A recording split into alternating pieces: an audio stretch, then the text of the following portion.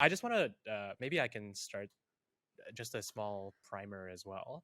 I need everybody on the call here to know that I just finished a space for the Unbound like 5 minutes ago, and Oh my I god, was you really rushed to get like, it ready. yeah, like, oh my god, I said exactly that. Can we have this on the podcast? Like seriously? yeah, Rino said the exact same thing, Literally, like 100%, like word for word. At uni, you always know that guy who submits an assignment like 5, 4, 3, come on, and it man. like just goes in. Come on, man. No, but okay, but I want to just I know we're gonna talk about a space for the Unbound later, but I wanted to tell you guys because one, technically I played the beta, so I finished the game before this. All right, so it's not like I rushed to finish the Oh, game. you're so Okay, goated. everybody. Oh man. But the second thing was like I was rushing to finish the game, but I was like ugly crying. Like I had it recorded because I wanted to put the we need to the talk gameplay about up that on as well. YouTube. Yeah, but I just like before we get to that story later on, I finished the game and I'm like wiping my tears away with my hands, and then I go to the bathroom. I'm like, okay, I'm gonna talk to Jun. I'm gonna talk to Rino. Like, get your stuff together. Get your stuff together. I came back and I'm like, okay, I feel a lot better now. So I might get really emotional throughout this podcast, but I just want to put it out there that like, I mean, that's awesome though, because I mean, like for you, the experience is like relatively fresh. So like, oh yeah, you know, you can like talk about that. I mean, what I knew it was were you gonna be guys doing fresh. before this stream?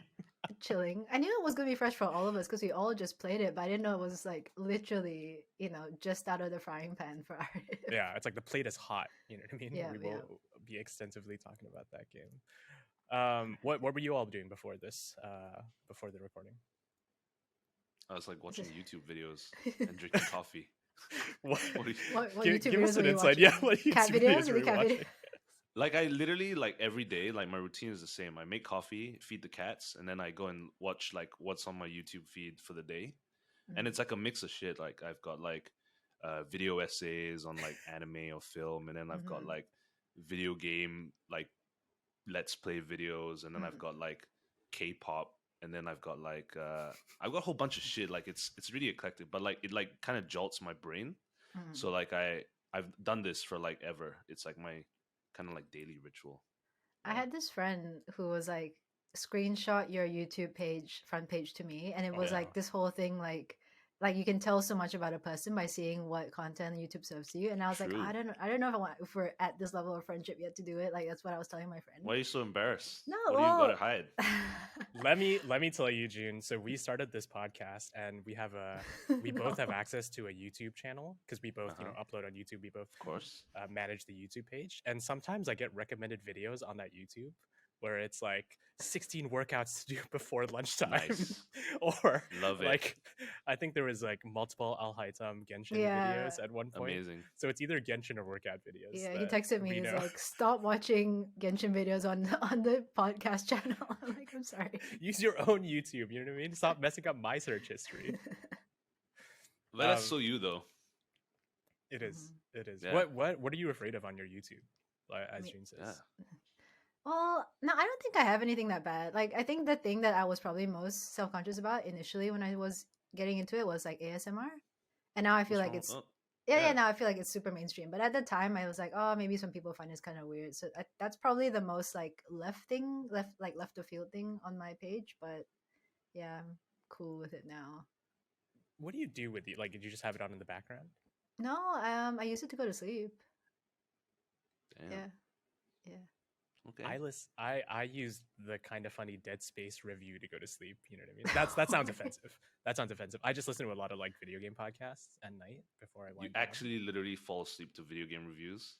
yeah, that sounds really bad, doesn't it? Yeah, I don't no, know. but it's like it's the time where you funny. just sit back and just like consume and not be distracted by something. You know what I mean? And then I just end up like passing out. That's hilarious. Like dude. laughing and being snarky half the time, like in a way that keeps your brain active.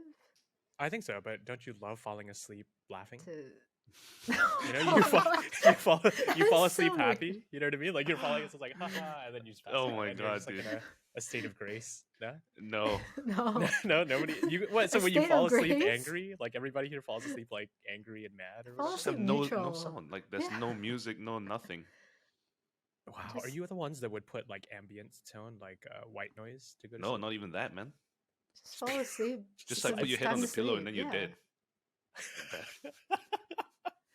I've never heard the phrase like fall asleep laughing. Like if I was in a room and like someone was sleeping and they started laughing, I would freak out so much.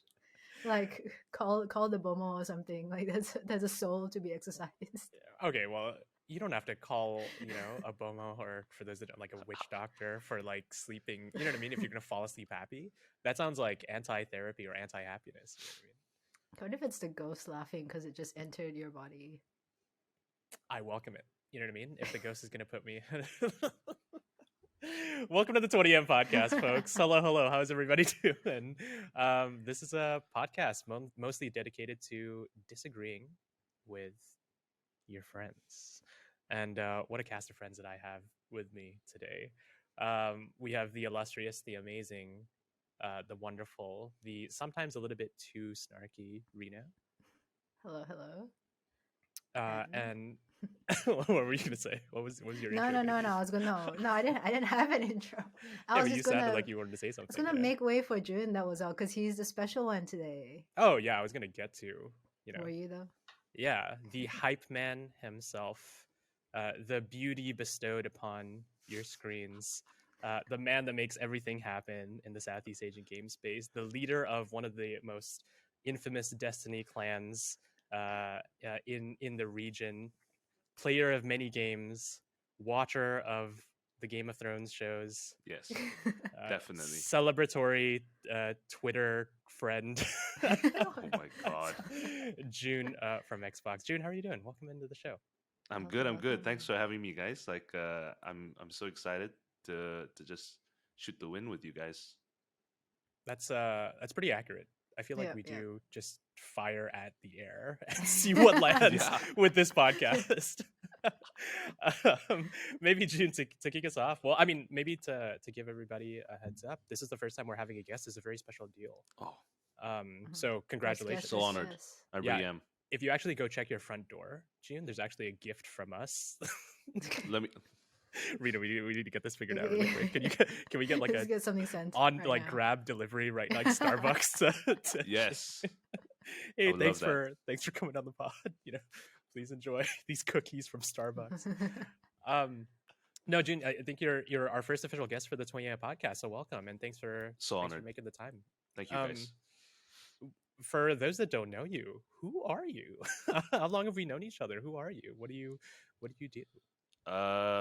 How long have we known each other? I think that's the more important question as opposed to I think I got to know of your stuff online. Mm-hmm. Probably about middle of last year, right? Like I think it was about like May, June. And so it was because I started my new job at Xbox, where I look after Southeast Asia games, which means that I speak to a lot of the devs and publishers and partners from the region to help them figure out how to bring their games to Xbox. And through that, I got to know that there was a bunch of really passionate people online who was talking about Southeast Asia games too. And I just like lurked for a while. And then you did this thing about controllers that were very associated with food from Southeast Asia. And I thought that was like the coolest thing. I've never ever thought I'd do a controller design based on that. And I was like, damn, this guy's cool. So I hit you up on Twitter. That's really funny. Was that the first encounter? I know, like, maybe to give context for everybody, Xbox Design Lab. I think there was one week where they were like Xbox Design Lab, which is the custom controller things. It's like, hey, we're launching in Asia, right? Like Singapore was one of the countries.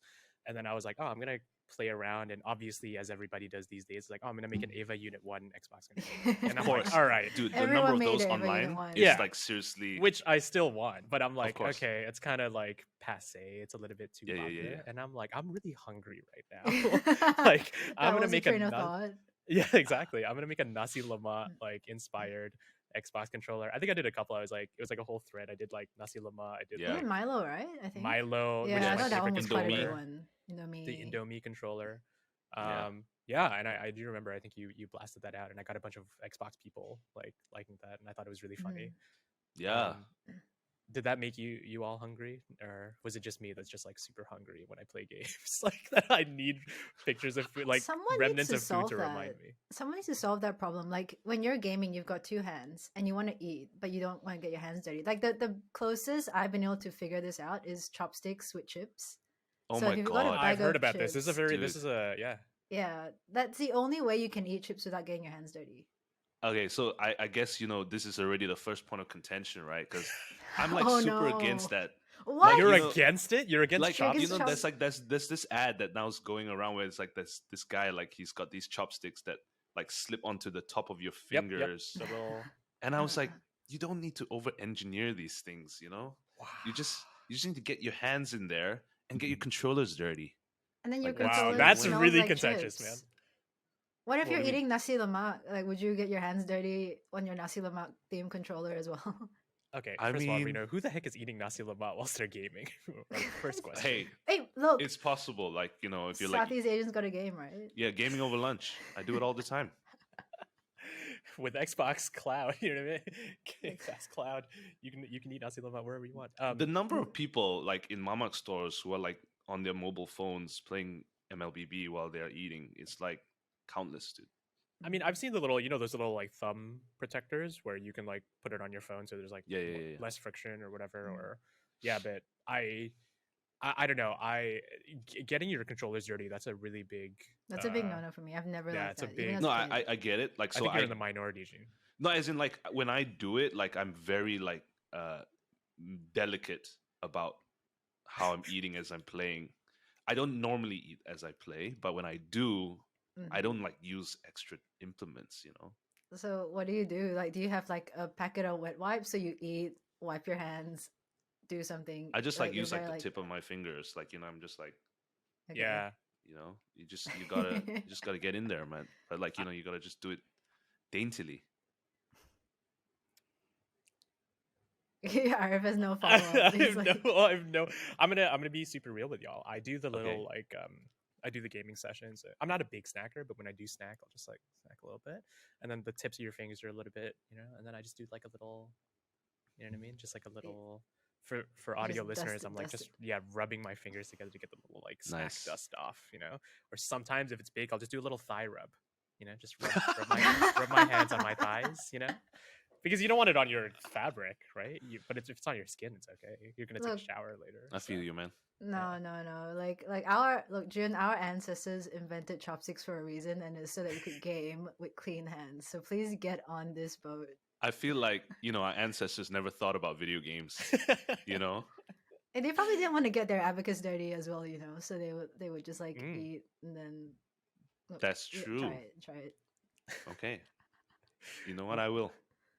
Do you ever get hungry when you see video game food? Do you Not like? really, to Because be I honest. remember, of course, we're going to talk about some like Square games, but I know Final Fantasy 15 when they yeah. did like food was a really big component. Those assets look amazing, So I remember when I was streaming Final Fantasy 15, I would like see the food pop up, and I'm like, dude, I could eat right now, And it's kind of like taking me away from the game, so I feel like it was a bit ironic. That's a Are good there any point. like food in games that you guys remember fondly?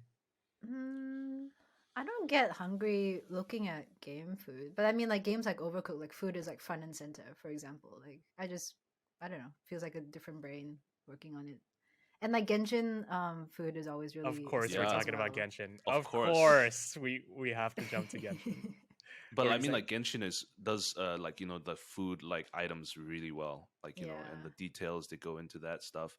I mean, like speaking of FF15, like I think that was really one of the first modern next gen games where everyone was like, "Oh my god, look at the detail in the food." That's kind of like a Hayao Miyazaki like film. Mhm. But I think since then it's quite like a norm now to see that level of detail in food in games, which I think is great. Like like I think it's encouraged people to make that level of detail, which is cool. But I never get hungry whenever I see food. I think there will be one game I think that will challenge us on this, which is probably Cuisiner. If you guys have seen that one. Oh yeah, Oh, By yeah. Better Brew Sean's Pro. game. That Sean, yeah. game, like the food in that game is really really pretty. Oh, 100%. Leave it to a Southeast Asian, right? To make food look course. super pretty and make us like salivate over it. Yeah. You know, speaking of Southeast Asian devs, like the folks that are making Cuisinier, June, would you mind telling us a little bit about your team? So okay, so we've established we've known each other for a bit. Actually, Yeah. quick question before that: how did you get to know Reno? That's another fascinating one. What was your first interactions? Holy shit! Yeah, I think it's question. Okay. So I think straight up, it's because she appeared on a couple of your streams, and then like turns out she plays Genshin, and I play Genshin, but I'm like really bad at it. But I was like, okay, maybe this is a person who I can like check out and learn more about Genshin from. And she was like super like welcoming in her Twitch community. And so I just dropped a bunch of questions that I think she answered. So I was like, oh yeah, she's super cool. But that was really it. Like it was through you and through like one of your joint streams, I think. Yeah. What were first impressions? You know, as of the both of you, or like individually? Because both of you together, I'm like, what the hell is this? This is the worst combination ever. But it's funny, so that's why I kept watching. It was like a car crash. That's a compliment. I think we'll take that. Yeah. I mean, individually you're super cool, but like, yeah, together you're just hilarious. I think Arief is asking because I was really welcoming and super nice to Jun when he talked about Genshin on my stream, and I was like roasting Arief to no end when he was on my stream showing me his account on Genshin. Yeah, that's hilarious. Yeah. I mean, I'm not gonna come to Reno's stream and be like, yeah, how do I add this little cup to my Dendro character to make his critical rate 0.0005 better than this item or whatever, like all the other Genshin nerds that are in there. And I'm looking at the both of you. It's not a Genshin. It's like it's pure logic. Like what you did, like I keep saying it, what you did was like you gave your Charmander a water stone. Like what is Charmander gonna do with a water stone? That was literally what you did to your character. But if Charmander can survive with a water stone, he's fine. All right, like just let him live with his water stone. He doesn't have to be a Charmeleon. You know, leave my Genshin characters alone. All right. Sorry, back to the topic. I know we were just getting to know Jun a bit more. Yeah, no, absolutely. No, but Jun, I think I think we did a little bit of an intro, but we really wanted to have you on the show because part of the 20M podcast for us is to talk about the Southeast Asian game space as well and the things and our friends that are making some good work out there. But maybe to get into the specifics, you know, you said you work with a lot of Southeast Asian developers, especially on the side of Xbox. But what exactly do you and your team do here in the region? And right. I think it's beautiful and I think it's amazing. But to those that don't know what's happening behind the scenes here in Southeast Asia, what do you and your team do? Right. So we are a relatively new team at Xbox. We're a team called the Global Expansion Incubation Team. It literally was formed at the start of last year. And our goal is to go out to new markets that we see incredible potential in, that Xbox may not have previously given as much love and attention to in such a focused manner. And this includes markets like Southeast Asia, India, Africa, and then we've also got Korea like sort of rolled into that mix, although like Korea is actually quite an established market.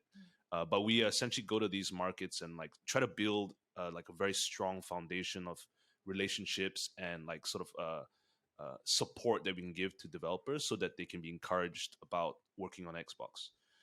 And so for me personally, my job is like kind of spin to like 3 or 4 like categories. First is discovery, right? So I go out and like look for new games, new to Xbox developers and new to Xbox games, people who've never worked with Xbox before and who have interest. And then, I hit them up or they reach out to me and then we sort of engage and then I help give them a sort of rundown on what to expect if they were to join Xbox as a developer, and then help them sign up to the ID at Xbox program, which is our independent program, right? So that's like part one of my job. And then, engaging and supporting developers on an ongoing basis is like another bulk of it, which means on a daily basis, like I'm being hit up by developers asking about like, hey, how can I get dev kits, or like, how can I get, resources around like developing for this platform, or how do I get on with cert process? If I don't have all the answers, the rest of the team at Xbox do, and I sort of like connect the dots and make sure that they are in the best position to like get their game across the finish line and like launched, right? And then the other part of my job is to figure out how to help these games be successful. So I work with the devs to understand what's their launch plans like, look at their marketing plans and their marketing mix and their campaign strategy, and figure out how can Xbox play a role. So I bring in the marketing teams and help them to lay out all the marketing assets to make sure that they're launched in the right way. So like with the Space of the Unbound, which came out just not too long ago, I worked with Toge and I worked with Chorus Worldwide to make sure that all the assets are in place. And I worked with the marketing team internally to understand, okay, where can we place all these beats? Like, we've got an Xbox Wire article, or we got like the ID Xbox YouTube channel and things like that. And then making sure that they all come out in the right ways so that the game gets the most exposure. And then it's also the long tail around that. Like, so how do I take it to shows like Taipei Game Show, which is coming up next week, or like make sure that they get called out at our various showcases throughout the year, so it's a lot of my work is like lobbying internally with the right teams who like arrange and organize a lot of these other major marketing moments, and making sure that Southeast Asia games get like as much love and attention. But it's also on the flip side, making sure that I understand what they want to do and help them do it. And then last but not least, it's also just proliferating like the word of Xbox, right? Like making sure that the market and like the region understands what Xbox is here to help with. And then like working with association groups like AGI from Indonesia, or SGGA from Singapore, MDEC from Malaysia, to like figure out how can we work together to like just uplift the industry as a whole. So it's a full-time job. Yeah, I think it's so fascinating, but I think it's also like props to you. And I know Ling is part of the team, and a couple other folks that I've met over the past like year or so. But I just want to tell everybody here that, when I've seen you guys at shows, it's hilarious because like, whether it be like Gamescom Asia or Level Up KL or whatever have you, it's like you guys are on the ground just perpetually talking to developers. The only time I see you not talking to developers is when we're eating Shake Shack, or like that's serious business. Yeah, that's you don't mess with our burgers. Or yeah, it's like literally just eating for lunch, right? Or it's like even at the end of the day, I feel like you're hanging out with the developers. And then my thing was like, I remember it was so weird to see Southeast Asian games on Xbox way back, or you wouldn't really see them on Xbox, let alone other major consoles, whether it be PlayStation or Nintendo. But now it seems like almost the norm. The amount of Southeast Asian games that are being supported on these kinds of platforms. But then, like you said, the fact that I don't know, I saw Sarah Bond tweet about A Space for the Unbound. Like that's like just small things like that. That's amazing, right? Where it's like all these little touches. Yeah, I just think like props to you. I think that's amazing. Like the truth is, like Xbox has paid attention to Southeast Asia in the past, even before I had joined the role. So for instance, A Space for the Unbound was like supported by our one of our fun programs in the past. And so like there's always been like an awareness to the market. I think the only difference now is that I'm just super biased to Southeast Asia. So like I've told everyone internally that you're going to just hear this incessant gnat in their ear. Like I'm just going to be this whiny mosquito that's just going to talk about Southeast Asia nonstop. And like any chance I get, I'm just going to bring it up. So they're now more than aware. And I think, we're just going to continue doing that until such a point where they're going to just fall in love with Southeast Asia. I think that is so important though, like having someone like you who is from the region, who obviously like grew up here, you walk the walk, you talk the talk. And like you said, like it's not something that just happened overnight, just as you came into the role. Xbox was looking in the region, but I think putting people on the ground and like really like backing that with members and funding and things like that, that's when you really show like you're actually supporting region, and it's not just like talking. 100%. But I mean, the biggest thing that everyone tells me when I first joined was, at least on the dev side, is that, oh my God, there's someone in our time zone now. So they don't have to like do calls with our US team at like the middle of the night, like 1 to 2 a.m. or like, like at 6 a.m. in the morning, our time. And so like, they're just so happy that now they can talk at like normal hours of the day. So, It's but it's like maybe also what Rino said. It's so cool because I know you also come from. It's not like you started at Xbox and this is your first foray into games. Like you've had a little bit of a career in the entire industry, right? But yes. I also understand that it's also I don't know. I think it's like this beautiful thing where we're seeing a lot more Southeast Asian games out there, so Southeast Asians can tell their stories. But to me, it's also just ridiculously cool to have Southeast Asians handling Southeast Asian accounts, right? So Yes, and look, props to global teams and props to all the people at the for sure. for Xbox, maybe your larger team and whatnot. But to be able to have like a first point of contact being Jun from Singapore, right? Who Yeah. he's gonna fly down to Singapore. He's gonna fly up to Malaysia. He's gonna go to Taipei. He's gonna go to a bunch of these things. Like to me, that is such a cool thing, because as opposed to somebody else who's not from flying into the region, not from the region, not understanding these like maybe cultural. I don't know. Maybe a question for you, June, is like when you're talking to regional developers, like are there things where it's like, because I'm Southeast Asian, it makes these conversations kind of easier, like because you don't get weirded out by the foods that we eat, like it's like, all right, we can all go get like not Shake Shack. I know Shake Shack is pretty international, but like, you know what I mean? Dude, Yeah. our obsession with Shake Shack is on another level, which This yeah, I mean, podcast is brought to you by. Yeah. One day we will get the Shake Shack sponsorship, and That would be everything will amazing. be just in this world. That would be amazing. No, I think it's great that you pointed that out. Like, shout out to my hiring manager, my boss Agnes. Who like sort of like got me the opportunity to come on board the team, and also Ling. But I think like both Ling and I, like one thing I realize is it's not just the fact that we're Southeast Asian or like that we're from the region that makes it a lot easier for us to relate and speak with a lot of the people here, but it's also because we have quite authentic backgrounds in the gaming space, like in our careers. Like Ling was a game developer before she worked at Xbox, and she was at 2K previously, so she understands, and she spent a lot of time in Indonesia, so she knows a lot of the Indonesian devs personally. And so like her like sort of network and her relatability and her friendliness allows her to like go out and just make those connections really really easily.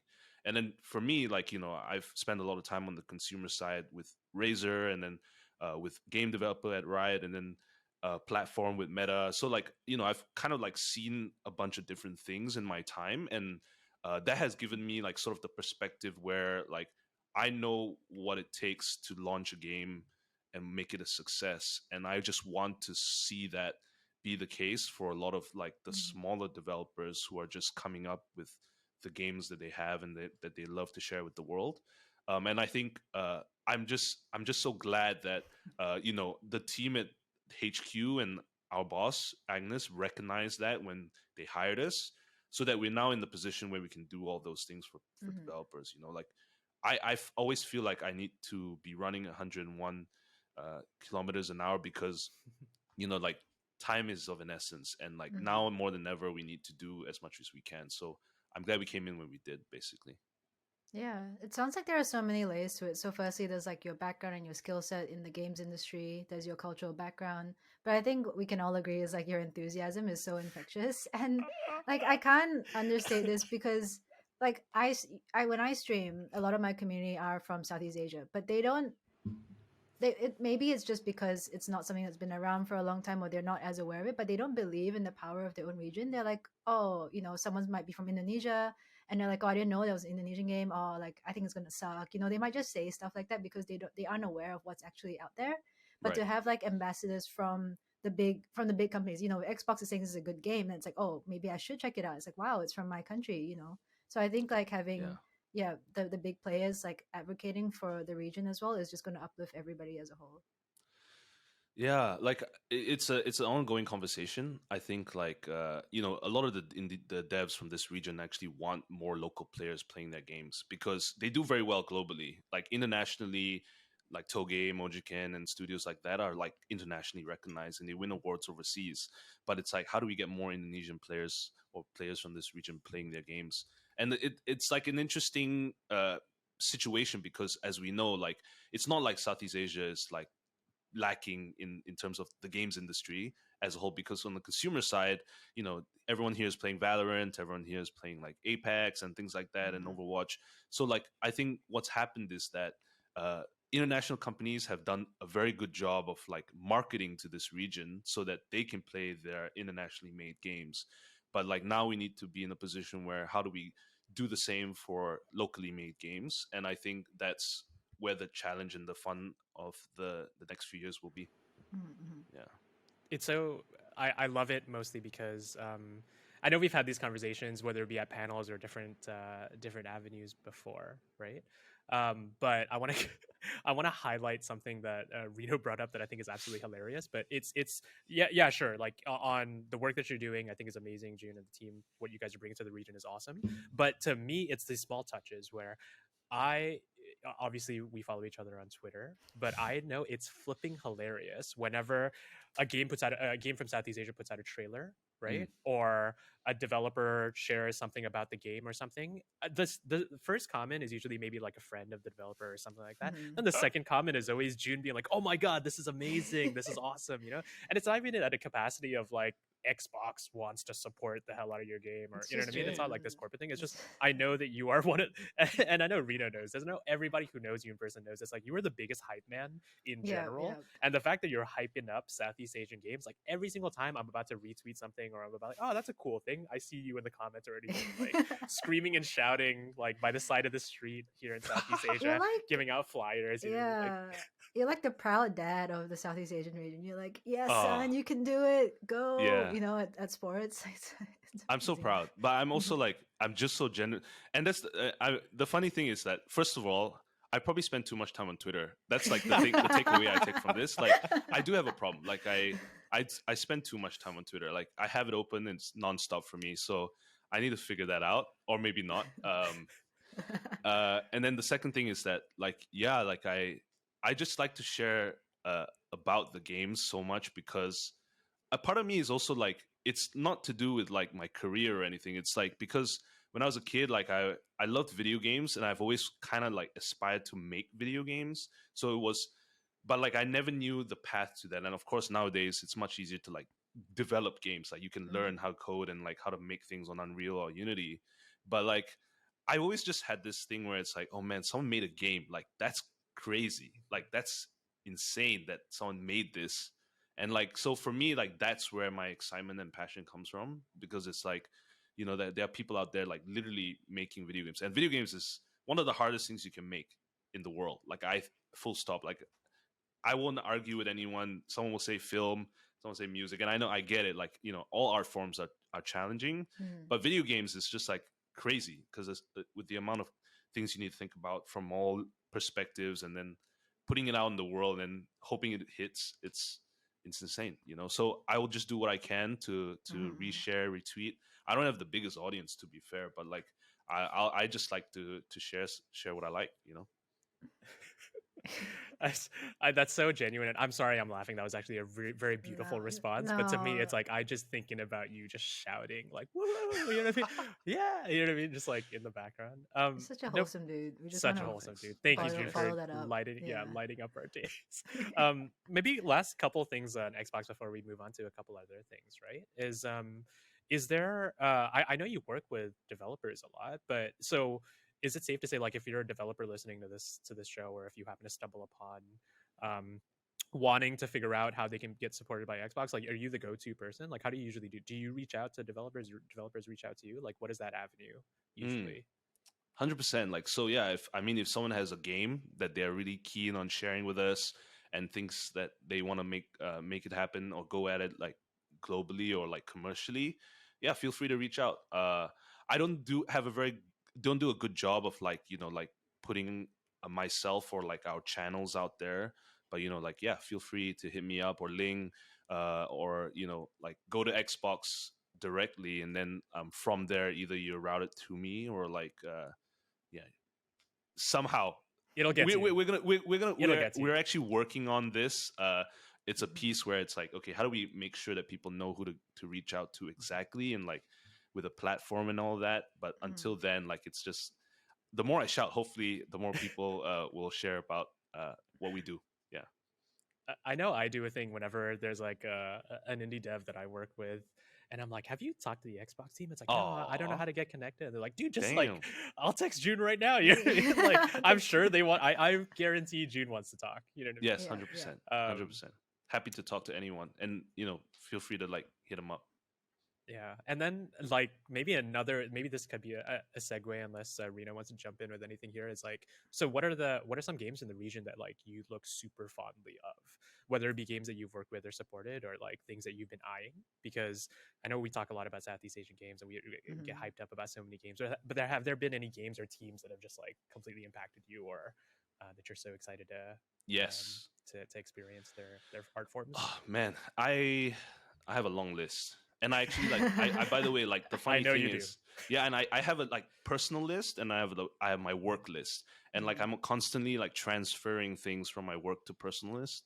But like, you know, like I'm a big fan of the work that Digital Happiness do, like the guys who do Dread Out, you know, that series.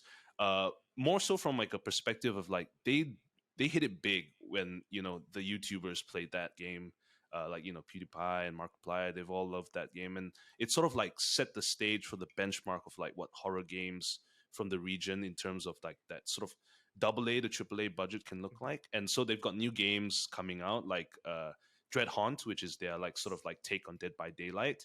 And then of course they've got Graveless, which they announced, which looks so good. Yeah. It looks so good. It's like their action RPG Diablo-esque third person. So that looks that they've got some really cool stuff under their belt, 100%. Of course, you know, our friends over at Battle Brew making Cuisinier. I think that's like, it's such a cute looking game, but I think it underlies such a lot of like interesting mechanics around like restaurant management and like sort of Hades style The like roguelikes. Great like combination.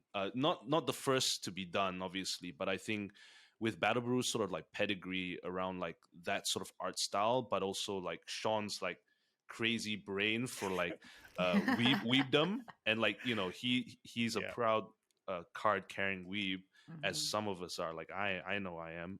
Like, you know, it's something that he will like translate into a really incredible game. So like I think that from my perspective is something that I'm very excited for. What else I think is very interesting that some you guys may have not heard of. I'm sure you've seen Volunteer the Ascension from the Philippines, right? That looks really interesting because that's like a 2D side-scrolling action RPG that's got like sort of a lot of aspirations in Genshin and things like that, where it's like you have a party system where you can like tag team play like other party members to help with your fights. But it's an open world that you can explore at your own pace, and like, you know, it unlocks different places, side quests and things, and it's just really colorful. Volunteer Ascension is definitely one I've been looking out for a lot. And then last but not least, you know, I got to give a shout out to Rhythm Doctor. You know, I think although that game is like has been out for some time, I think the one thing that always interests me is rhythm games, because it's a genre that's picking up more steam, and of course with Hi-Fi Rush just being released, and then obviously the conversations around No Straight Roads, and of course you know, things like that. I think the music rhythm genre has a lot more potential, and like what 7-Beat Games is doing with Rhythm Doctor is really, really special because of how accessible it is, but also how just ingeniously creative with the pixel art and the narrative storytelling and like the user generated content. So I'm always super excited to see what Hafiz and the team do. I think it's I was thinking about this yesterday because obviously I know we want to talk about a space for the Unbound, but there's been like 3, to piggyback off of like these amazing developers, there's probably been like 3, and I've played so many Southeast Asian games, right? But there's been like 3 games that have made me feel like I've fallen in love with the video game medium all over again. Damn. And one of them was Rhythm Doctor, and I played that very recently. Yeah. And I think I've told this story a couple times on a couple of different avenues, and I even wrote about it, I think, for an article for Kakucha Puree. But there's this one segment, and Reno, have you played Rhythm Doctor, by the way? No, but I saw you talking about it. Okay. I was like, yeah, you streamed it, right? Yeah. I streamed it. Maybe for those that don't know, it's basically like you have to hit. It's a whole game where it's like on the 7th beat, you click the space bar. So it's a 1-click rhythm game, and it follows a bunch of like short stories and whatnot. It's like quite funny, quite beautiful. But there's this one segment that I don't want to spoil for people, but when you get to it, where I was like, this can only be articulated in the medium of video games. Like you can't do this in film, you can't do this in books, you can't do this in any other medium. True. It is just the epitome of why video games are amazing storytelling devices, interactive devices, but also just beautiful pieces of art. And it's so shocking, it's so beautiful, and I think yeah, I just gush about that one moment where I was like, wow, this is one of the best video game moments I've ever had. And the fact that it comes from a Malaysian developer, and Hafiz is a brilliant dude. Yeah, I'll definitely echo that. Awesome game. Yeah, we should get Hafiz on the show. You know what I mean? What are we doing talking to June here? Yeah. Yeah, Reno, anything else you want to know about Xbox or anything else before we move on? No, I think that was a pretty good summary, and I think it's also a really good segue into the main game that we all want to talk about. I know, like I've been jumping up and down about it. It's actually really tough because I unfortunately, like, I talk to Arief like every single day, whether it's like WhatsApp, Sorry Discord, Twitter. We Bondi now as well. Oh my god, Bondi. I know that's another topic for another conversation, but basically we agreed that A Space for the Unbound was like off topic, like taboo until the podcast, because we really wanted to get all our feelings out organically here and with you there as well. So no, I'm very excited for this conversation to unfold. Do you want to kick us off? Because maybe just the ground rules for people that are watching. I don't think we're going to be spoiling A Space for the Unbound, right? We'll do like a spoiler-free kind of thoughts, but we've also all have finished A Space for the Unbound. So we've all finished it. Yeah, go ahead. Take it away. Okay, so the game I think was launched on, I think it was January 19th or 20th. I guess depending on your time zone. I guess full disclosure, Arief and I were part of the streamer week, which meant we got the game early and we got to stream it slightly, I think like a couple of days before the rest of the world, so people could check it out. And then Jun, I know you're also credited in the game, so you've had some involvement with getting them up already on the developer side, as you mentioned before. But basically, it's a pixel art style kind of side-scrolling semi-visual novel, but also like action-adventure game that's set in 90s rural Indonesia. I believe it's inspired by Surabaya specifically, which is where Mojiken, the developer, is from. And it kind of focuses on two teenage characters. So you've got Atma and you've got Raya, and they are, I think, about to graduate from school. So it's kind of like that coming of age moment that's very classic in anime, right? You're about to become an adult. What do you want to do? Hopes and fears, things like that. So they've come up with like a bucket list of things that they want to do together. And from there, I think the story just kind of expands into many surprising ways. There is a big twist at the end, big or small, depending on how people interpret it. But it's just about how I think they find themselves discovering who they are and discovering, I guess, more about Loka City, which is where they're from, and meeting other side characters. No, it's a very beautiful, sweet game. Yeah. Great summary. Dude, that was like, they should hire you. What is like, you should take over Sarah's job or Lala's job or something over there at Toge. You know what I mean? Let's not like, say you that should just too sell loudly. the game. We just became friends. No, but the team have been so lovely to work with. Even like on the streamer side, I also wrote an article about it. And then just as as a gamer, someone who played their game, like they're such a great team. They clearly love telling stories about Indonesia. It took them, I think it was 8 years to make the game. Yeah. And you can really feel like all of those 8 years, like every single day, every single moment has really led up to this point where they've released this stunning, beautiful game. I know you wrote some words. You wrote an article about it. I think a lot of people should read that article. I'm sure we can pop it up here or we can put it in the description somewhere, right? But what were some of Sam? Because I know you're quite critical of games, or I know I don't know if that's the right way to put it, but I'm so curious. What were some of like your key takeaways from Space for the Unbound? Because I know, like, as somebody who's Southeast Asian as well, it's so fascinating to hear those kinds of perspective. Because I played the game early, right? Like I played the beta build, but I know this was your first time kind of experiencing it. I just wanted to hear some of your thoughts on it. Well, I guess like to kind of sum up my entire experience, I was playing it as part of Streamer Week. And then I think around the time the game launched, like I'm just like an idiot. Right? I was like, oh, I should probably write about this. It was kind of like just this thought I had in my head. And I went to my editor and I was like, hey, there's this game. Can I write about it? So this is for Games Hub. And by that time, like all the embargo had been lifted. So a lot of people had written about the game already. So I was kind of nervous that my editor wouldn't buy it. But because he'd heard about it and he's also very passionate about supporting like smaller regions, even though Games Hub is based in Australia, he was like, yeah, cool, like just take your time with it and whatever. So I did have kind of the benefit of reading some of what other journalists were saying about it, and it's not a critique on anyone's interpretation or how they enjoyed the game. But it was clearly a different experience to what I had playing it. Like Mm. a lot of people like the pixel art, which is great. A lot of people like the nostalgia. There's elements of like other vintage games in there that I'm sure we'll talk about as well. But I felt that they were missing the second, the third, the fourth layer to it, which is very, very Southeast Asian. And it's not any fault of anyone. It's just if you're not from here, you just can't get it. For sure. Like I think the thing that I keep talking about, which is just my favorite bit, is just when the game kind of like locks you into spaces because it's like you can't advance to the next story. They put like little roadblocks, and there's this one scene where there's like a bulldozer or something, and it's just parked in the middle of the road, like nobody's business. And I'm like, this is so Southeast Asian. That's true. And like, there was another scene where you're trying to get past, but there's like something blocking, and you can't see all of it. But you're in a housing area. You can see like the canopy. And you can see the ketupat hanging there. And I'm like, this is a wedding. And this is exactly what happens. You're trying to drive and your parents are getting so mad. They're like, they're like, talking to him something like, your grandfather owns the road. Like, I can't get through.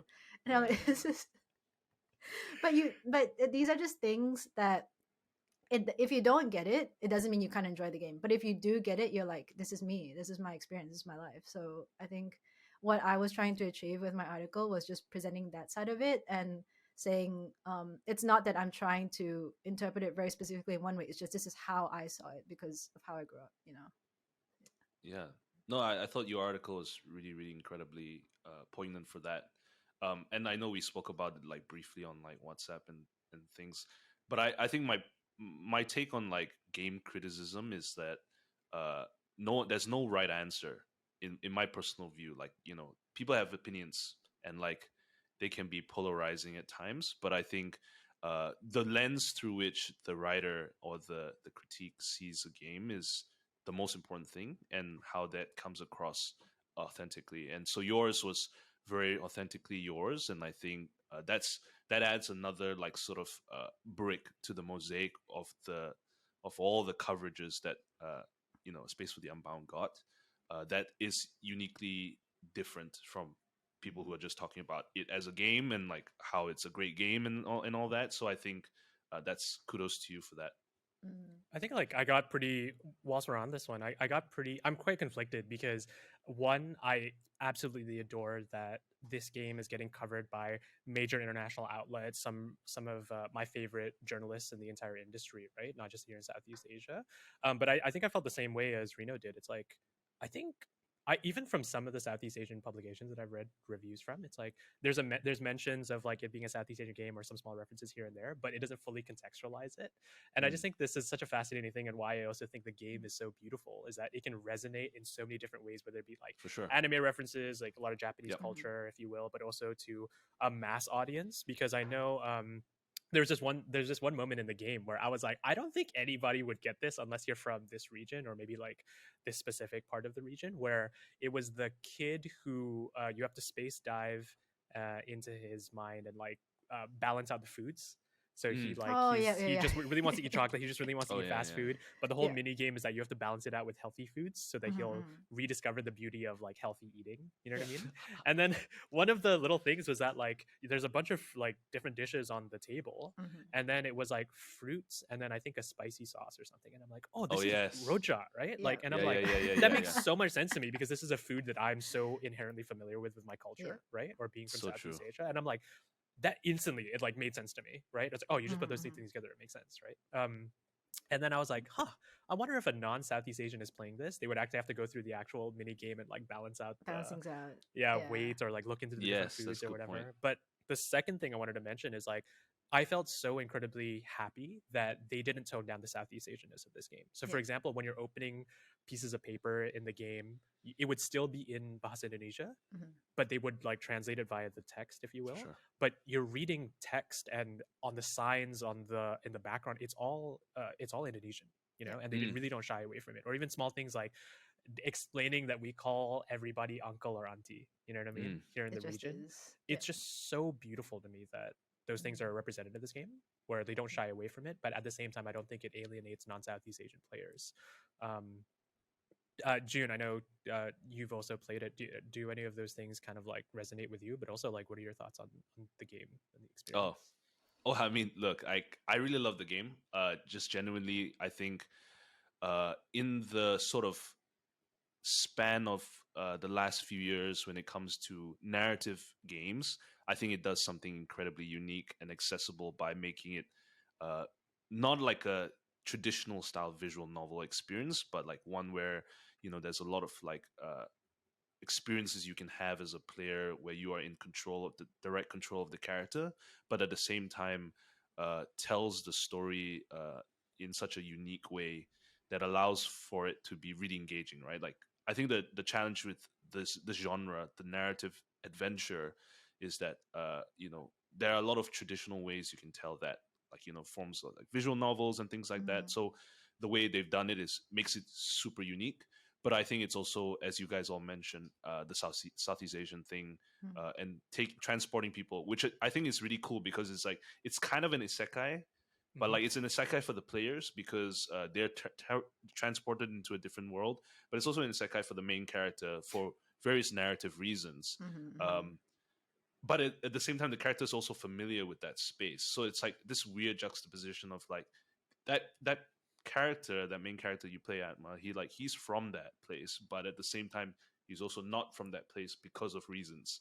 And so that is a very interesting narrative device that I think is used to great effect. So all in all, like I think it's a really engaging game, and all the way through they were right when Toge and Sarah told me that you will cry. She was not wrong. So I was bawling my eyes out too. But I also just love to see the growth of like Toge and Mojikun Studios in terms of the depth of their storytelling chops, as well as the way they've told the story and the mechanics. And like, so I'm very excited to see what they do next already, because I know that they have the capacity to play on this level with a lot of like the indie greats, right? So all in all, I'm just blown away by the quality of the game. Yeah. Did you cry, Rita? I just needed a poll here. I have not met anyone who has played the Yeah. game till the end and has not cried. Like this is like for me, like I think Arief is really familiar with this phrase of mine, which is like I'm like so inspired, I'm depressed. It's like, oh my god, it's that feeling. Like I've had this feeling with shows like Arcane, Cyberpunk Edge Runners, now Space from the Unbound, where like I'm so amazed at the work that they're doing. I just want to fall before the altar of whoever made it and be like, I'm not worthy. I can never. This is something I will never achieve in my lifetime, and that kind of amazes me and depresses me at the same time. Like that's how I feel about A Space with the Unbound. Like just so many layers. Like I think what we're all trying to get to is like how they do use nostalgia, but because they take it from so many different angles, regardless of what background you're from, you just get it. So there's like the fact that it's set in Indonesia, so you're like, okay, the stalls and the way the houses look, it's very Southeast Asian. Then you go into the food level, and it's like, okay, maybe you don't know the specific food, because I know some of my people in my community who are from different parts of Indonesia, they actually didn't know what some of the food were in there because it was so hyper local to Surabaya. And then there are other parts as well, like in the cinema, they play the cinema announcement before you go in, and the Indonesians in my chat were like freaking out, like they were laughing so hard because it was they told me it's exactly what they say at the cinemas in Indonesia, and I'm like, I have no idea what that sounds like, but clearly you do. So that's another layer that even I'm not privy to, but they are, and they relate to that so hard. And then that's really cool.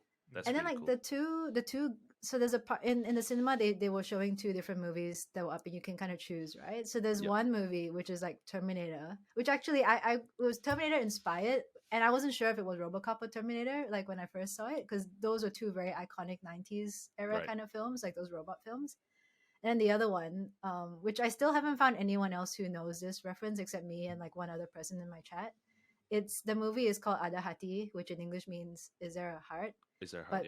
But the poster is almost exactly inspired by Ada Apa Dengan Cinta, which is a very famous Indonesian movie from the 90s, and that movie is like "What's Up with Love" is kind of the meaning.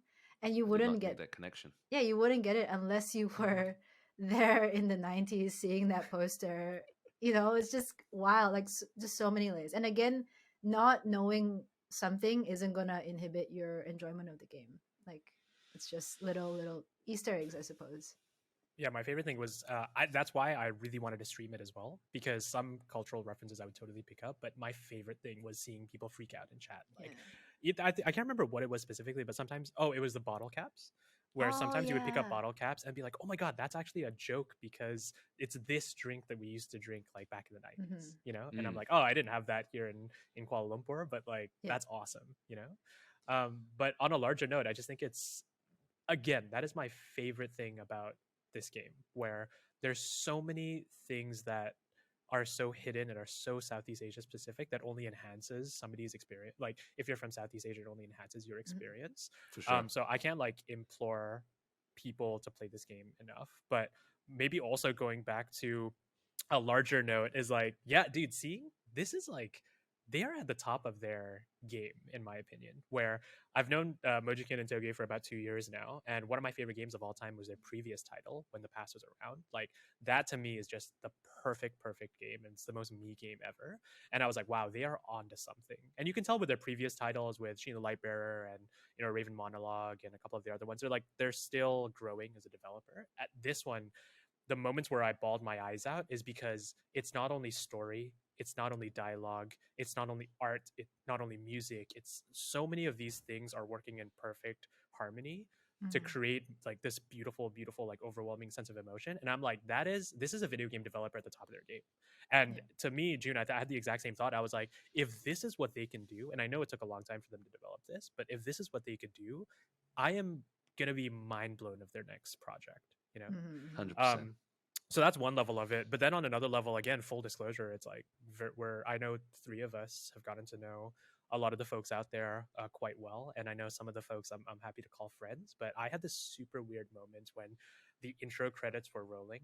And it's this beautiful moment. There's music playing, and it's like it's very sad, but it's also like quite beautiful. It's an interesting that's happening. But then you start seeing names pop up of developers, and it was like seeing Dimas's name, right, or seeing Rina's name, or seeing Sarah. I also cried in that moment, because to me, it's like, I know these people that are making this game love video games, and they love the art that they're putting out, and I couldn't have been more proud of them. So even at the ending credits when they were rolling, it's like I cried, one, because of the story, but two, because like I'm so flipping proud of the Mojikin and Toge team. It's like insane that they are operating at this level. Like this is like, to me, this is like a masterclass in indie video game making. There's so many of this that could be like dissected and pulled apart, but yeah, there's so many reasons why I cried. Like even the Fami reference, which was new for me. I know that was a very important moment for them to have. And I guess for context for listeners or people who are a little bit unfamiliar, Fami, who is the creator of Coffee Talk,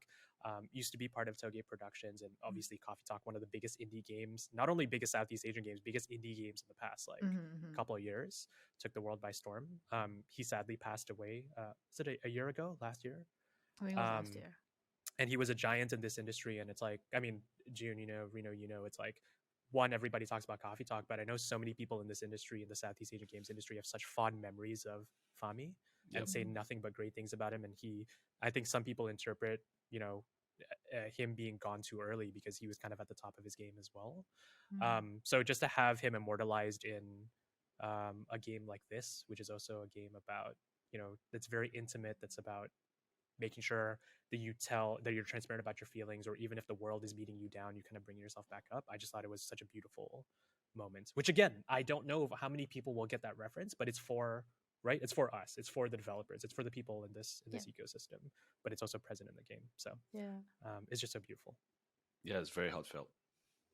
Can we talk about the music? Because the music is amazing. Please. Like oh my god, like I loved it so much. Every piece just really, really spoke to me. There were bits of like sort of melancholy, bits of that sort of wonder, mystery. Obviously, I'm not a musician, but it's like the kind of vibe that, because you need to sort of balance the vibe of like the day-to-day life in Indonesia. So there's some that's kind of a bit like Indonesian folk, which is like really cute.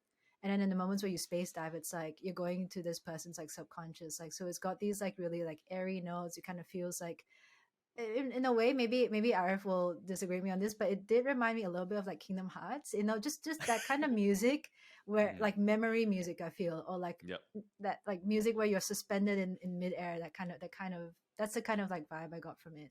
And some of it is just like, I was like, wow, am I back in like primary school? Am I in music class? Am I singing like Rasa Sayang? Like some of it is just like really, it just felt really local. because a lot of it is instrumentals, but there was some of the songs, I think a couple at the end had like Bahasa Indonesian lyrics to it, right? Yep. And yeah, just every piece just seemed to work for the setting. It's not even like just the lyrics, it's the music itself. Is like, it sounds so Indonesian, it sounds so Southeast Asian at some parts, right? And it's like, that's representation to me, right? Like somebody discovering that kind of music. But yeah, I thought the music was absolutely gorgeous. Yeah, it's out on Spotify. It's been on my repeat for like the last week. Other than the crying, other than the story, I feel like we have such fun things to say, but I don't know. I just think, again, this is such an important video game, and to me this is kind of a hallmark in our industry as well. I think Coffee Talk is one of those games, and obviously, like you said, there's a lot of developers before Coffee Talk as well that kind of like put the stepping stones here. I think I'm really excited to see where this kind of game ends up in the narrative for the rest of the year, of like best games, best indie games, or things like that. But there's like, I think this really elevates the entire industry, where so many people are playing this game. People are really shining even a larger spotlight here, so I'm so excited. But well, any other final thoughts on a space for the Unbound as a whole from either of you? Okay, cool. I mean, I think I just wanted to say people should play the game, if that wasn't already very clear. But people should play a space for the Unbound. 100%. We're like all cried out, all felt out. Like, yeah.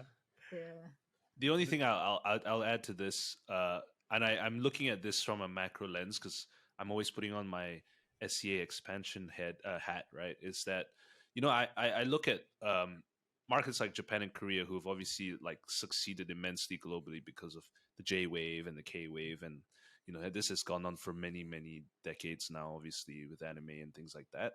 But like I always think about like when it's like the Southeast Asian wave, right? And I think about like music labels like 88 Rising, which has done immensely to put like Indonesia, but also Southeast Asia on the global scale. And I think very similarly about teams like Toge and Mojiken, and obviously all the supporters who are doing the same thing to put like Indonesian and Southeast Asian games on the map. So, you know, it's only just like up from here, because I think the Southeast Asian wave is coming. That's terrifying. That's terrifying. Like, we're all just gonna invade. The only last sea thing, wave. yeah, that sounds. That should be the name of this podcast. Didn't we workshop? That was one of the workshop. Yeah, that was one of the names. Seriously? Yeah. Don't like, judge us, June. Don't judge. Jun's face is like, oh god. How do I leave this call? The only thing I'll say about A Space for the Unbound, I guess, is also like, again, I'm very proud of that team. I told them, and similar to you, June, I met Dimas and Sarah and Chris at Level Up KL late last year, and I was like, guys, I cried during the beta, and I didn't expect to cry like that. I've already played this game, and I swear, if I cry again during my second playthrough when you guys fully launch the game, I'm gonna be so pissed at you. You know what I mean? So there's been like an inside joke between, whether it be like, yeah, Sarah or Joanna or whoever else at Toge or whatever. It's like, oh, will RF cry again? I bawled my flippin' eyes out. And if this is their trajectory, where every Mojiken game is gonna make me like cry like a baby, I'm so just blatantly happy for them. You know what I mean? Like, you have achieved high arts. Yeah, I can't recommend this one enough. It's a very special game, and I really hope everybody takes away as much as they take away as we did. But speaking of takeaway, do you guys remember like takeaway boxes way back in the day? Do you remember like back do they in not the exist 90s, anymore? or What like are you talking about? No, but I'm talking about Styrofoam specifically. ones? Yeah, Have I been styrofoam away takeaway from- boxes. Yeah. They still exist. What are you talking about? You Have act I been like away it's- from I don't the think Malaysia for styrofoam that takeaway long? boxes exist anymore. Absolutely. The white ones, right? That pop Yeah. open. No, they don't exist anymore. What do you That's mean? against Like, like our Arief only eats laws. at cafes. That's What why. laws are these? Like environmental laws. You know what I mean? Like, I'm pretty sure I grabbed like last week or the week before. no, and they're came in out of the box. plastic now, or they're like hard paper. There's no more styrofoam takeaway boxes. They I'm are. pretty sure there Pretty sure they are. are. Y'all are I think crazy, this- and this y'all is- are this is- non-environmentalists. This is telling more about your lifestyle, Arief, Yeah. than anything else. Damn. Someone so atas. So atas, yeah. That was supposed to be a segue of like, what are the things from the 90s that we like fondly remember of, but I guess styrofoam boxes exist now. And speaking of that, like 90s, like I was like I don't know. Like, I was definitely a little bit older than you guys to remember the 90s. I don't know about you guys. I was deep in the 90s. Yeah. So bestow us, like, let's Yeah, do, because I know we want to do a fun one. Tell us, Father. Reno. Give us advice about how the 90s really were. I was around too. I don't know how sentient and conscious I was, but I was around. Sentient and conscious. You only gain consciousness at like age 12 or whatever. Pretty Something. much, Everything like, before that. Have I gained consciousness now? That's another question. That's another question. True. What were some of the ones that we had? Because like I know we wanted to just like reminisce on the 90s a bit. I know, June, you have some like crazy school day stories. Is it appropriate if I ask you about your like time in the longkang? You know what I mean? Oh my god, what, yes. Your time in the longkang? Why does Yeah. it? Was that like an extended period of time you were in? I mean, there? like my early days, like in childhood, was like playing badminton over the gates of our our home. Oh, houses, of course. obviously. Of course. And then like in Malay, in KL, like there was these drains that were like so huge, and we would play football and like literally just the padang, and then the ball would fall into the longkang, and you'd have to like literally crawl into it, and it's like a it's like a big scaling. one, right? Yeah, it's a huge one. You're scaling it like Yeah. James Bond style. Yeah, you have to, and then you like literally your arms and the legs are like you can't like off, like it's just like you're like shimmying down. So like that was like my most fondest childhood memories. That was your fondest childhood memory. Absolutely. Shimmying down the longkang. Yeah. You know, if there was like a big flood, it would just your body would just be swept away. I would be gone in an instant. Or like there's like snakes and shit in there, like they're actual like living creatures that can like harm you. But like we would never care about those things because we just wanted to get the ball back. Yeah. So like it was very like it was very, very cool to have at least have had that growing up. I remember Jude brought this up during it was a dinner or drinks that we were having, and you were like, yeah guys, you used to crawl in the sewers like all the time, and I'm like, you were like Mario before he was cool. Yeah. I mean, like, I mean, like, it doesn't sound like it was sounds very grimy, but it was actually pretty alright. Like, it wasn't. I didn't remember the drains being like that dirty or anything. I actually will, as much as I make fun of you, I will echo that. I know it's like playing outside was like also a big part of my childhood. I think most people's childhood, but it would totally be like if the ball goes into the other like housing area and it's just like tall grass everywhere and just like you got to get it out there. Or when it does fall in the drain and then the ball becomes like your football becomes a little bit wet and then it has like all the gravel and all the sand attached to it. Wash the ball a little bit before you go back to play with your friends. But badminton over the fence, that's a very Southeast Asian one. No? Yeah. That's especially like how you get to know your neighbors, or if you have cool neighbors, then you can play badminton like over the fence between you and your next door neighbor. That's true. It was a good time. Yeah. I feel like it's even like I would go over to my neighbors' houses to play things like the video game consoles that I wouldn't have. So I never had I had the SNES, but I never had like a GameCube. And I remember I would like go to like other people's houses like in the neighborhood, just like, oh, you have a GameCube? Let's play some Smash Bros. You know what I mean? Damn. Or like things like that. You know what I mean? Oh man, like for me, like it was also like if you're talking about games in the 90s, it was going to all these like dingy malls in Malaysia where like you go and you buy the cartridges and it had like 101 games. Oh yeah, because I had the original SNES. I'm pretty sure it was a bootleg one, where but because you could plug in the cartridge and then you could just play every single game that ever existed. Mine never had that, but the like Nintendo, like the Game Boy ones where it was like the square cartridge that it's like tiny like square photos because there are like hundreds of games on one cartridge. Like, but it's like it says like 1,000 games in one, and then there's like 20. They just repeat like the same 20 games until like 1,000. It'll be called like Bomberman, and it'll be called like Man with Bomb. Yes, and there's like Bomberman 100%. like. There's always like 40 Bomberman games. I'm like, they can't be this many Bomberman games. And it's like Bubble, but like repeated. Pop. They just change the name. But go ahead. No, I do have this like one story. So like in primary school, so I think I had Astro, which was like cable TV. But then like my best friend at the time, like she didn't have it, but she had a sister who would like sail the 7 seas and get her like anime. So for like the 2 years that we were friends, and I was always talking about Rurouni Kenshin because it was on Oh my AXN. god, yes. AXN. And she was always talking about Naruto because that was what her sister was downloading. But like because I think I was never allowed to go to people's houses as a kid, and she couldn't either. So for like 3 or 4 years, we both talk at each other about our favorite show, but I didn't get to see Naruto's face until I was like 14 and I had internet. Like I just kept hearing about this mythical character, and she just kept hearing about my character, but because we never went to each other's houses, we didn't have the same TV or access to computers. We just didn't know what like we were just describing to each other like what a 10-year-old would think of this anime is, but we never actually got to see it until like 4 years later. She's like, hey, like I Google searched that anime that you told me about when we were kids. I was like, oh, that's what it looks like. I'm like, yeah.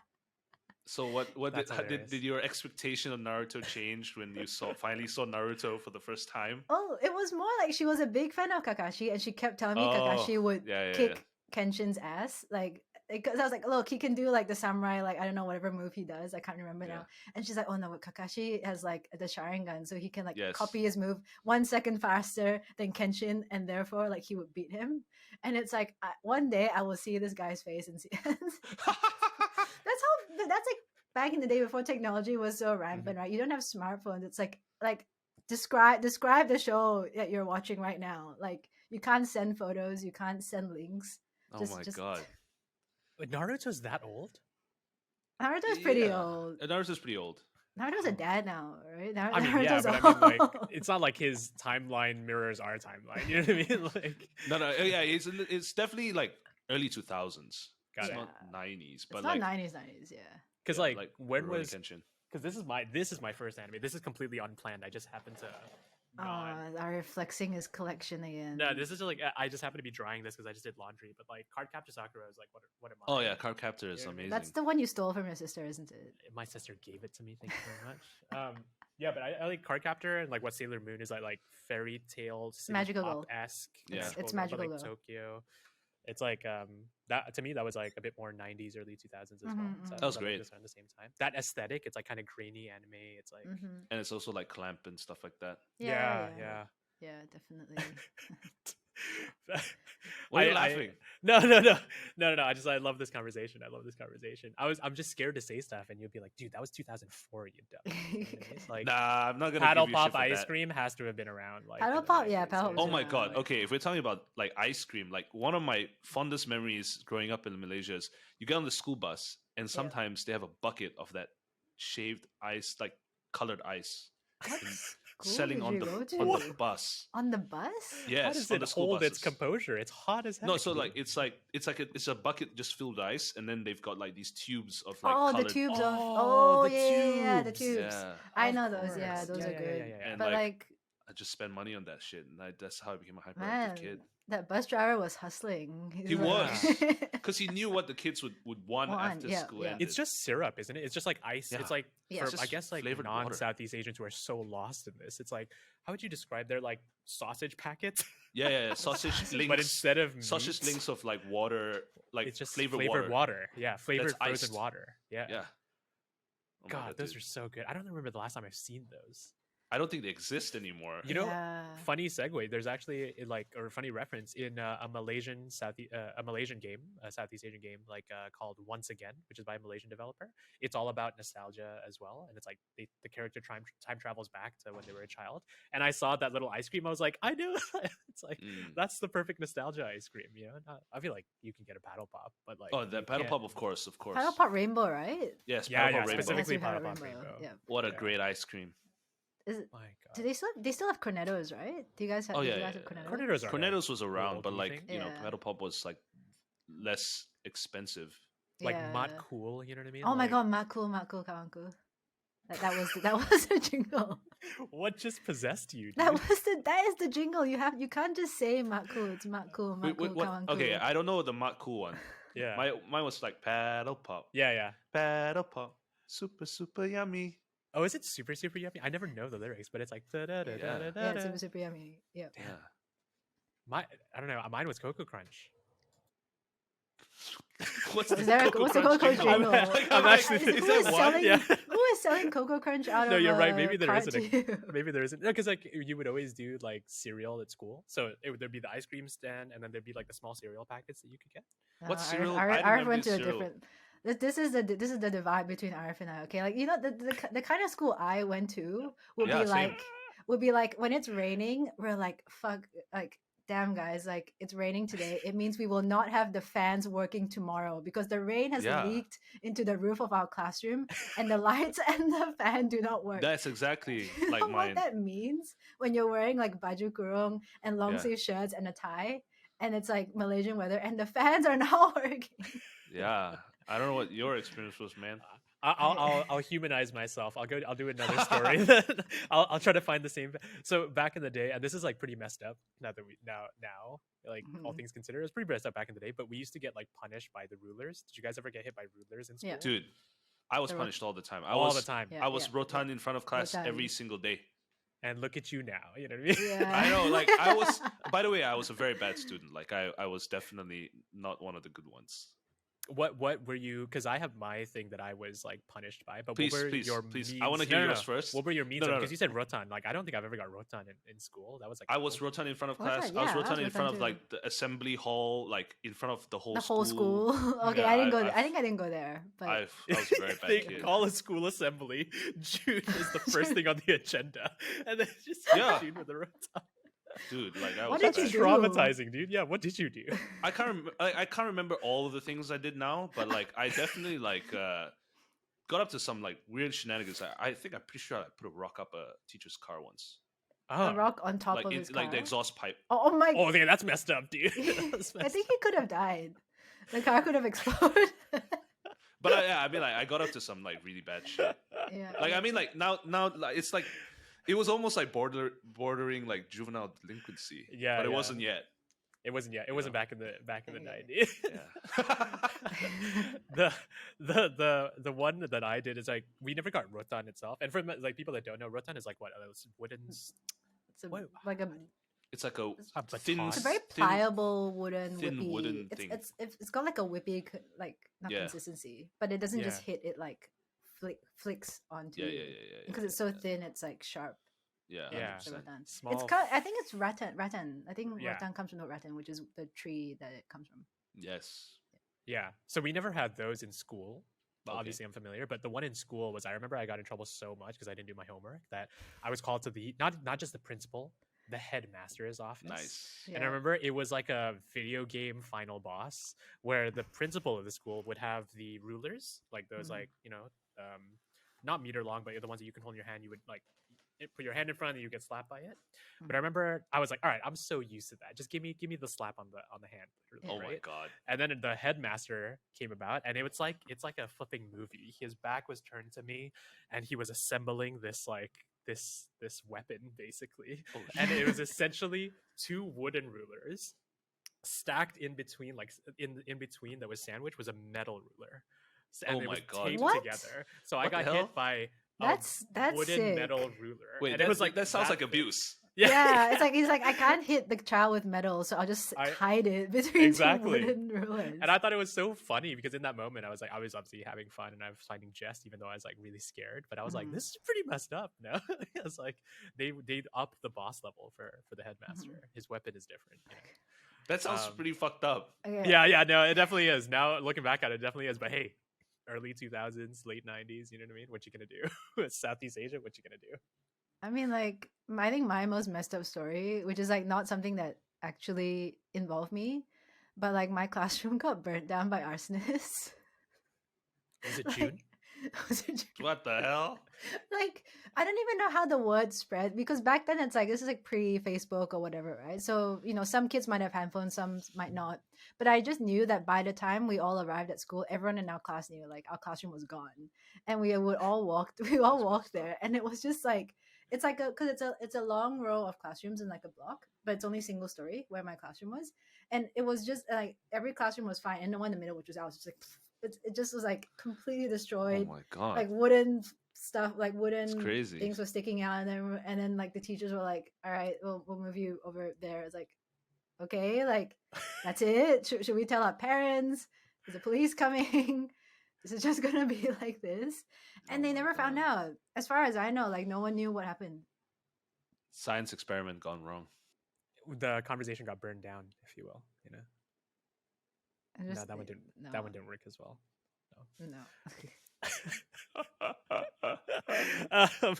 Okay, well, the 90s. Am I right, everybody? Oh, sorry. the really important thing to mention, which I think we've talked about before, but DVD stores. Oh my god. Anime. Oh, DVD stores. I remember I told this story a couple times before. I don't think on this podcast, but I used to buy Digimon DVDs from my local Speedy, and they used to be not in. They used to be English dubs, but for some reason, have I told this story? I haven't, right? No, I haven't heard it. Nope. They had English dubs for Digimon seasons 1 and 2, but for some reason they had the Filipino voice actors redo the English dubs. Amazing. So the voices would be English, but they would be by Filipino voice actors. So they all had Filipino accents, and it was so weird that I never registered that as like not normal. You know, like they weren't the Western voice actors. So some episodes would be like from the Western voice actors, and some episode would be the Filipino voice actors. And you'd be like, oh, okay. But I was like, isn't that such a funny thing? Oh man, that is hilarious. And I was talking to Sakina from Persona Theory Games about this scenario, and she was like, "Oh, it's probably because like they didn't want to pay the voice acting like for licensing. So they got the like local voice actors to do the dubs, and I thought it was flipping hilarious. But that stuff only existed like back in the day, you know? I mean, if you're talking about that, it's like I just remember buying pirated DVD like VCDs. Oh, yeah. It wasn't even DVDs. Oh my god, VCDs! You have to change this one to this two. Like if you're watching a full movie. Games. And like because you go to the and like okay, so like basically you go to these shops and they're literally just they rented out the space. The shop has nothing in it but like racks of like these VCDs hanging on like these like cheap ass racks, and then like you can find every single game, even like hentai games, you know, like expansions for all sorts of things. It was like it had everything, you know. But the worst part was like sometimes you never know what you could get, like whether the game would work. So you'd buy it and then you take it home and it was like $2 or something. And then like you would like put it in and then suddenly either the key gen, there was no key gen for like the pirate DVDs. Oh my god. Or like, you know, like, oh, it's missing the code, or like you need to go back to the shop to get the serial key, you know, because only the guy had it. Oh my god. And like, or like, you know, you're missing one of the discs because like you install it halfway and it says change to disc 5. Dude, like that was the video game experience, man. It's like I remember that being me for Zoo Tycoon. I don't think I had too much of an issue with, which is like, so that one was okay. But I remember I was like, all right, I can play computer games now after Zoo Tycoon, and it was like Warcraft. Why are you laughing? That was my gateway to computer games. I can play video games now. No, as in like because I'm a console dude, right? So I was like Game Boy, like SNES. So I never did computer games until Zoo Tycoon. This is precisely why I didn't. Okay, like firstly, I didn't have a great computer to begin with, but this is precisely why I didn't like gaming on computers. It was so like, crack this thing, copy this file, paste it here. I'm like, I don't know what I'm doing. Like if it, like with PlayStation, it's just put it in, go. If it doesn't work, bring it back. Like that. There's only one button. You can't mess it up. You know. That was understandable. Yeah. My thing was like it was Warcraft 3: The Frozen Throne. Amazing. It was like amazing that one, and it was like I was so excited. My friend told me all about it, and I played it at his house. And then when I got home, the stupid like key gen thing came up. I'm like, the key what gen. do I do? I can't drive alone. You know, it's like my parents are gonna be so pissed if I wake them up to go drive to the game store for this. You know what I mean? Oh man. But this is a time where like when it didn't work the first time, I didn't know how to do the key gen thing, which was I think Age of Mythology was my first one. Oh, great game. Amazing game, right? But I'm like, I know I'm not that. I think maybe I was like 12. I'm not sure. It's like this is not working, and I know for a fact my parents will not know how to get this working. So I need to figure out on my own. That was like my first lesson in like critical thinking. And I was like, what did my cousin say to do at this point? I do know I have to copy this somewhere, and it's just like MacGyvering, just like hacking, figuring out something on your computer, paste it somewhere, paste it everywhere until it suddenly works. And so it's just like that moment with like, my parents cannot help me. I'm on my own. That kind of feeling. Wow, that was your experience, feeling like you were growing up a little. Amazing. Games taught me how to critical think and grow games up. Pirating taught me games how to grow up a little. But it's so funny, right? How back in the day here in Southeast Asia, like it's fascinating how everything was pirated, everything was fake because it would be games would be so expensive. You can't afford it to import, but also it's like our economy. Yeah, we just couldn't afford games. So I remember like you said, June, the walls of just like you know. I remember for me it was when my dad brought home a PS2. It came in those like little ring binders, and I had like 20 games stacked up because they wouldn't even be in like hard cases, right? They would just be in plastic sleeves. 100%. Be like flipping through those games like, oh, I'm gonna play Dark Cloud 2 today, you know, because it's in the stack. Which is why, like, then when you did get a game that came in a jewel case, like Final Fantasy 7 or like 8. Like you remember those a lot more because like it's like, oh wow, this was a special one. You know what I mean? It didn't come in like a plastic bits, of Plastic sheet. plastic sheet, like wrapping. It But was I like didn't an even actual know. juice case.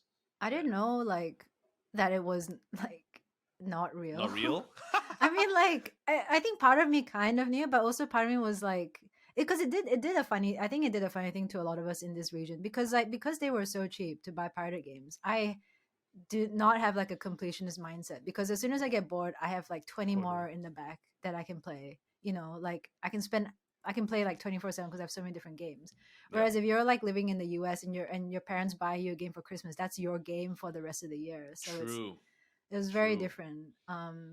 But yeah, it was interesting time, good times. Good times. I love it. The one June is like not only the cases but like Pokemon. Whenever somebody had the colored Pokemon cartridges, Oh yeah. like leaf green would be like proper green, Yeah, Mhm. and then yeah. my leaf green would be like the black cartridge with the sticker on it. I'm like, is this fake? Like, Dude. is yours like what the hell? Like, there's production. There's like iconic production on yours. You know what I mean? Like, Oh my gosh. your save file would corrupt and theirs would be perfect. You know what I mean? It's like, Dude, those are Yeah. the best times, man. I the finished. best times. I told you guys, I think I finished Pokemon Gold in like half French, half English. It was like a bootleg Oh, version. And like, I Yeah. mean, when you're a kid, you just have the grind set mentality. It's right. I'm gonna finish this game. I don't know what's happening, don't know what's going on, but somehow you become the Pokemon champion without knowing half of what's happening in the game. I remember getting like Japanese versions of Pokemon that I obviously didn't know how to read Japanese, But you and so make- I would yeah. I was just like force my way through. It's like, I guess this is a potion. I guess this is the Pokeball. Like you just got to do what you got to do. Yeah. Man, gaming used to be so different. Oh my god. Well, there's two things I want to quickly touch on before we kind of close out the podcast. The two of you were actually on a stream on Reno's side, Yes. playing some Phasmophobia. Do you want to walk me through a little bit of that? That looked like a lot of fun. Yeah.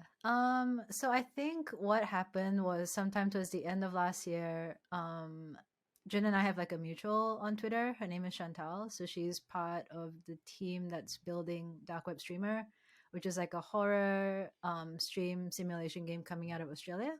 And she's also someone who's, I think, perpetually online. And her game is really cool. I wanted to kind of like talk a bit about it for one of my articles that I was writing. Jun was also in touch with her, I guess, in an Xbox capacity, but also just in that, wow, you're such a cool person capacity. And I think at some point she wrote something on Twitter that was like, I will only take interviews in Phasmophobia. And somewhere inside of me, even though I hate horror games, I'm like terrified of it. I was like, bet. Okay. So I messaged her. And then I think I messaged Jun as well, or he saw that tweet where we were talking about it. And I was like, let's do it all together so that I'm not just alone in this Yep. scary game with the master of horror games. So we started the stream. Chantal was running a little bit late, and I was like, oh, that's cool. We'll just like play a couple rounds while waiting for her. I was like, Jun, we've got Rach as well. And we're like, and Jun is like walking me through the game because I literally like, I told him this is the first time I've turned the game on. I don't know what to expect. And he was you were like going through all the different like tools. You're like, okay, there's a flashlight and what, and then like this thing where you can talk to ghosts. And I was like, talk to ghosts? He's like, yeah, you gotta talk to ghosts. I was like, what is this game? Like I'm about to like leave my own stream right now. And then this is like voice, and then like Rach and Jun can hear it too. And they're like talking to it, and I was like, oh my god, it's the ghost. And then I'm like listening, and I'm like, wait, wow, this is like really sophisticated, like gaming. And then at some point the voice says something about like a game or sorry I'm late. I was like, oh my god, it's like Chantal who just joined the Discord call. I thought fully like I was like terrified, like the blood, like my blood had just run cold. I'm like, this is a ghost, like my first ghostly interaction in Phasmophobia, everyone. And it's so intelligent. It's like Yeah. so like the AI is so good. Yeah, like, The so language smart. processing, the language processing is just so sophisticated. You know what I mean? That's amazing. I was like a totally unplanned but very like iconic entrance, I think, to be interviewing like a horror game developer, and like I literally thought she was the ghost of a game. Amazing. How was it? Because like the only thing that I saw, I was like in and out of the stream, was when June was trying to tell you the controls, but he was standing in front of you the entire time, so you couldn't read those thing on the board. So Jun was like, "Oh, I think I'm in front of you. How do I move my character around?" And it was just like Reno's screen. I just see Jun shimmying his back, like trying to get out of there. Oh my god! It was so chaotic. It was so fun. It looked like such a fun experience. Phasmo is such a janky game, but it's much better for it. It's part of the Such a charm, cool social right? experience. Yeah. The fact that you were able to hang out but also do an interview, like that's awesome to me. It was, I mean, it was like so meta as well, right? It's like we're playing a horror game, interviewing a horror dev. I'm streaming, and she's making a streaming game. So there were just like definitely like multiple layers to it, which did That's make true. it very cool. Yeah, I think we talked a lot about how, I guess, like in this kind of generation of like the attention economy, how everybody's trying to make money off, you know, being popular or getting lots of views. Like, I think her game darkwebSTREAMER is trying to address like to what extent are we willing to go to get to those kinds of goals. So like in her game, you're a streamer, but you're like a streamer of the dark web. So I guess your whole content or your whole shtick is just about exploring like the awful side of the internet, things like the occult, things that are like unnerving. You do unboxings of stuff that's filled with like human fingernails or animal remains, just weird stuff like that, right? But the whole thing is like you're obviously very visibly freaked out, but you've got an audience in front of you. So what do? It's like, do you go with your instinct, which is to like throw all this stuff away and like never touch it again? Or do you overcome that for the sake of views, popularity, income, all that other stuff that comes with streaming, and open that box? So I think it's, yeah, her game touches on a lot of like really interesting kind of like modern commentary about how we're like consuming content, how we make content, and that sort of like fight or flight sort of instinct, which is very cool. And I felt that too with Phasmophobia. I'm like, I really don't want to be in this game, but I like my friends and I like this interview and I want to produce a good article, so I'm gonna sit here and keep playing. The curse of the content creator. Yeah. I will pursue anything. It's like that Bioshock level where he'll do anything to pursue arts. Oh yeah. What a great level. Can I ask you guys something? Can I be really honest with you guys? Yeah. What is it about Southeast Asians and defaulting to ghost stories whenever we're hanging out with other Southeast Asians or people that are familiar with the region? Because when I was watching this your interview and your stream, I was like, the first part of it was getting to know the game. Sure, I clicked off because I was doing something else, and then when I came back, it was just full on ghost stories between all of you guys, and I'm like, this is the most Southeast Asian thing possible. Why is it that we always default to ghost stories as like a topic of discussion? You know, so I just thought that was hilarious. I mean, it's just that, you know, like superstition is like weaved into the fabric of our culture, and like it's like pervaded into every part of like who we are, like, you know, like the whole feng shui thing and all of that. So like, you know, we just lived with it, and that's why we all talk. That's how we relate to each other, right? Like, oh shit, you had this thing happen to you. I had this thing, and then you're like, oh yeah, I know that person better because they had like some jujus in their lives. Yeah. And then you can share context like, oh yeah, that temple has a good guy that can get rid of that spirit that's haunting you. Yeah, go to them. I've got a bomo. I've got a bomo on speed. I know some friends are super like into it, but I remember when Vlad from the Undoctrined was visiting. Do you remember this dinner we were having? I was like, oh, where does Vlad want to go in KL? And he was like, somebody was like, oh, there's a haunted house you should go check out. Arief can drive you. I'm like, Vlad, as much as I want you to explore my city, I'm not going to drive. I'm not going to go to that haunted house. It was to Gunting, right? It was like somewhere in Gunting. Gunting is full of ghosts, man. Like that. Yeah. That's no. My God, yeah, I wouldn't. But it was somebody who was like, Arif's got a car. Why did Arif just drive Vlad to the haunted house? I'm not doing that, man. Yeah. Ghost stories. The last thing I wanted to touch base on was, speaking of culture, Jun, how is your Malay? My Malay is horrible. I mean, like, I can like basically understand what people are telling me, but I haven't used it very much, so like, I wouldn't say it's good. Honestly, same. Rino, do you want to? But you live in Malaysia, so like, I know it doesn't matter. It. No, it doesn't matter. It's the same. You know what I mean? Like, it's you know, the language of my ancestors didn't really like pass on fully to me. Rino, do you want to walk us through what we did yesterday? Was it 2 days ago? 2 days ago. I think you haven't slept for like 3 days, so it's just one big day for Arief. Oh my gosh. So I think Arief told me about this sort of like live show that is on Twitch, hosted by a guy named K9 High, I think is his Twitch handle, and the show is called The Late Malay Show, where I think in the pursuit of sort of preserving the language that isn't sort of like commonly known outside of our region, and just to do it in a fun, entertaining way, he does a series where he brings on, I guess, people who might, I think we were all content creators this time. I don't know if that's always the case, but brings people on, and then you do a series of like quizzes, challenges, all just around like using Malay in like a fun, interesting way. That's so cool. I mean, Arief, you've been on the show before, and I know the one we just did 2 days ago is a slightly different model, but I guess that's kind of the rough summary of it. Yeah, it is. It's like the whole point of it is you get a bunch of content creators in a room and you're split into teams and you're given prompts. And the prompts would be things like translate this Malay phrase into English the best that you can, right? Nice. Or here's a picture, describe it using Malay in the best of your abilities. Amazing. Or the one that we did was like, hey, here's a bunch of food. What are these foods called in Malay? So it's this like hilarious, and a lot of us, I think most of the people on the show do not speak Malay or like very casual with it, even if we are Malay. So I didn't know whatever.